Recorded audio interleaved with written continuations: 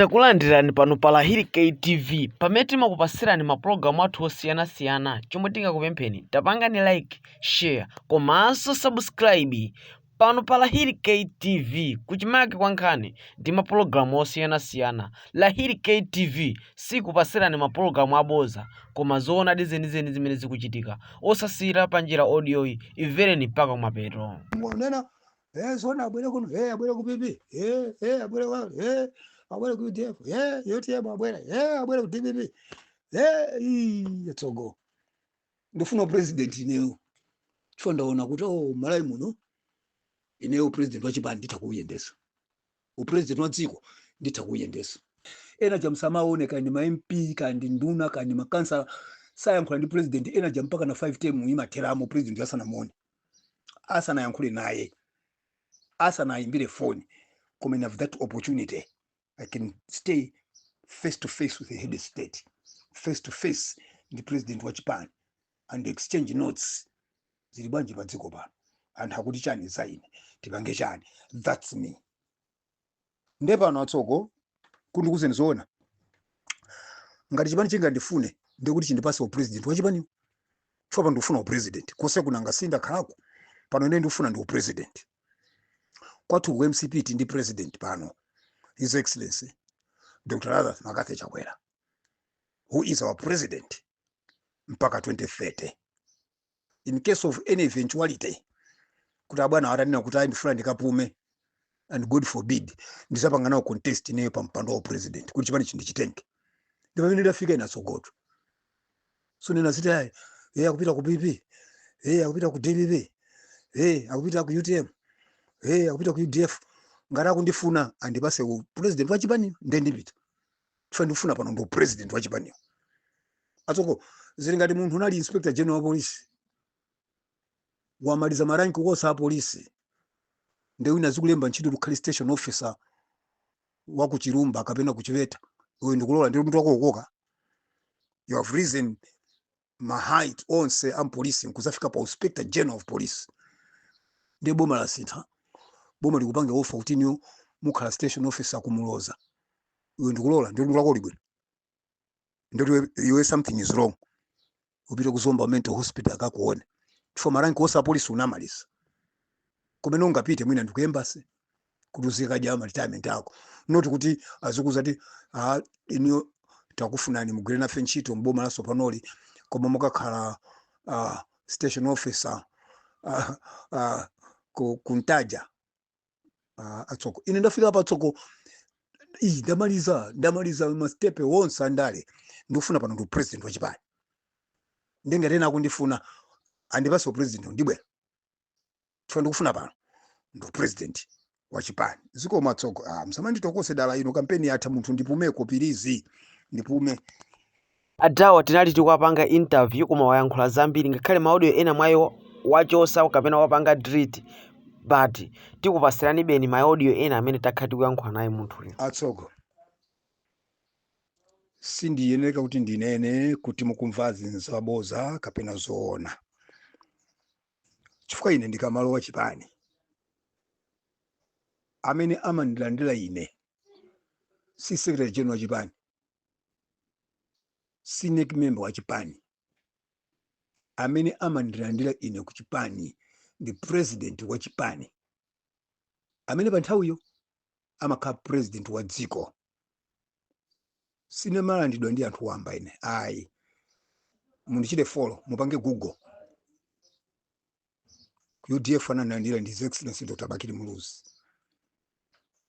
Tinachokera limodzi ku UDF kukayambisa DPP ndi Malemu Bingu, mzimu wake uzusa mtendere. Ndi manena mobwereza anthu ena amanena motumbwa ngati kuti chipani cha DPP imene chimayambidwa iwa kuti aliko kulibe.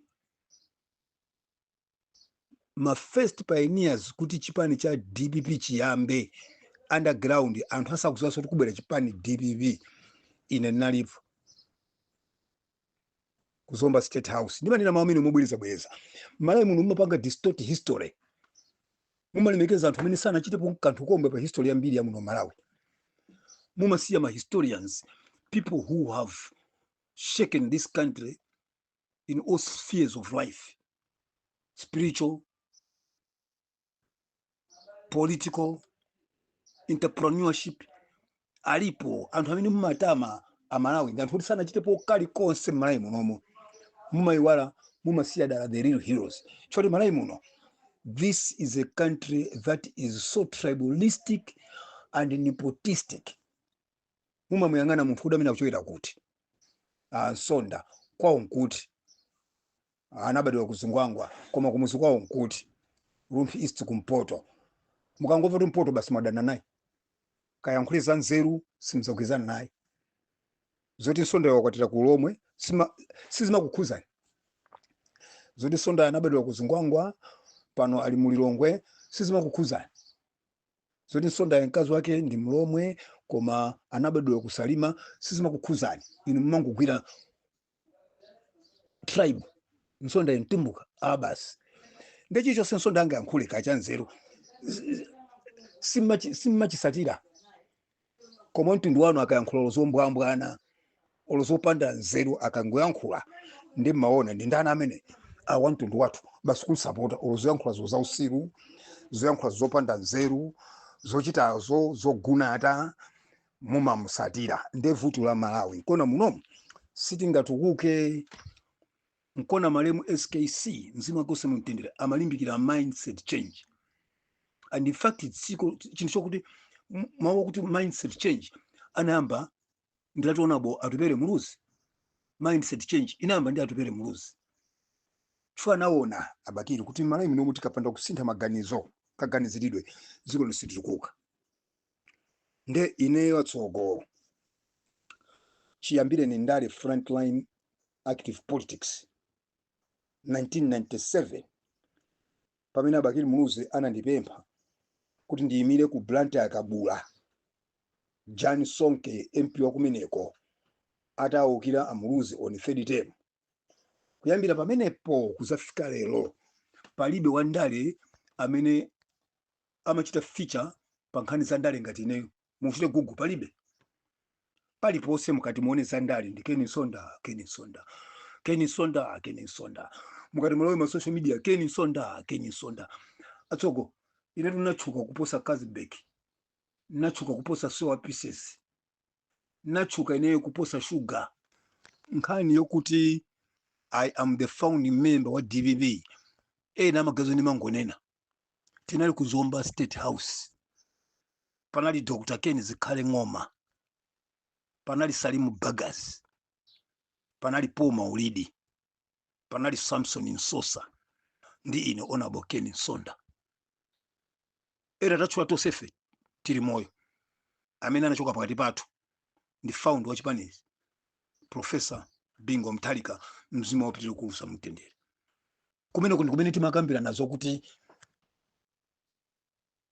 Mtalika achoke mu UDF ndi ayambe chipani iwo inake malimo Mtalika mafuna upanga revive chipani chawo chimene chinalipo kale nkhani yokuti ayambise chipani china inabwera ndi Ken Zikhale Ng'oma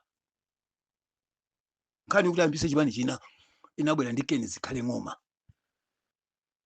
so we are actually discussing kuti achoka bwanji mu UDF anthu anena kuti ngosa yamika pamene kuti Bingo ali pampani pano ku UDF we staged a coup kusanjika chifanta UDF tose timene ndi futi tinali ndi illegal futi timene ndi pistol illegal akulu ambiri mu UDF timene ndi futi zopanda makalata zopanda license so Ken Zikhale Ng'oma came up ndi idea kuti kuli meeting ya cabinet kusanjika azikasachedwa anthu pageti mukagwira anthu ali ndi futi ndiye mukanene kuti anasunga futi kuti akape president meeting was being chaired by Abakiri Bingo ali president ndiye inayambika kusecha na pageti kusanjika mwasoka naye Salimu Kayana iwala bwanji kuti was part of the plot anapitenga futi anamugwira anayamba kugwida anali malemu Harry Thompson kenako Salimu yamba kufika mbiri agwira na futi pasanjika ina yanga aso nanyamula anachita kunimbira Ken Zikhale Ng'oma ndili pa my choice atsogo muli kuti ndandidusa my choice pai pomotenga kuti ali mbola bwerera nabwera wakasiya futi yanga ineyo ku Legends mene kuna office yanga that was enough kuti anthu amafuna kupha Bingu kuti Bingu achoke. Mose mene amayamba kuti sifuna tipeze zina la chipani kuti chipani chikhala chani mene amati ya DPP yena ndapene amati joina china mai Joyce Banda yena akulu yena kumati joina koma ground yokuti tambe chipani cha DPP nalipo ineyo. Chimanga follow chija chili pa DPP kaya 5 chija imene jayo anali maganizo ake ni zikhale ng'oma. Nsali ya DPP maiona ichi imene jayo it was design ya Joyce Banda. Nsali imene ja ina design ya Nabiwe. Joyce Banda nango chosa pa Nabiwe ndikulemba po DPP. Koma nunkuta kubwera second phase. First phase dapanga ndifa tsogo. Pa history ya Malawi simuzandilemba. Pa history ya Malawi simuzandilemba kuti apo Maulidi anali founding member. Simzalimba hapo kuti Samson Nsosa anali founding member. Simzalimba hapo kuti Salim Bagazi anali founding member. Simzalimba hapo kuti Ken Sonda anali founding member. For Malawi you are good at distorting history. Na Ken Sonda wazikuonesa kunena kuti ngati asapite ku chipani cha DPP maganizo awo akuti akufuna kukhala president ayambise chipani chawo kapena chipani chomwe angakhalecho apasidwe mpando wawo president amalawi mukutipo bwanji.